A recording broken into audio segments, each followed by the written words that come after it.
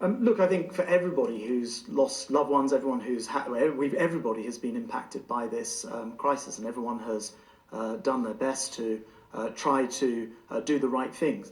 As I read out before, I won't repeat the guidance again, but it does essentially interpret it as taking practical steps to ensure that you follow the measures as best as possible in order to prevent, for example, in this case, a 4-year-old child from ending up without having the necessary support that a 4-year-old would quite obviously require.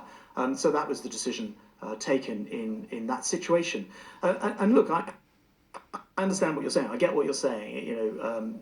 Mr. Cummings is in the public eye, but the reality of the matter is that the 4-year-old child's welfare, I think, is the important thing. Parents will ask themselves what they would do if they had no other support around, and eventually you'd either have to turn to external support, not from your family, or try and be close enough to your family to provide that care, which is what happened in this here. And I understand that his sister and I think a niece, who are younger generation, were able to provide food and bring things to the property they were staying in, which was not inside his parents' house. So I think it was a sort of a straightforward arrangement that meant he stayed in the same place and prevented possibility of the child in this case from not having support around him.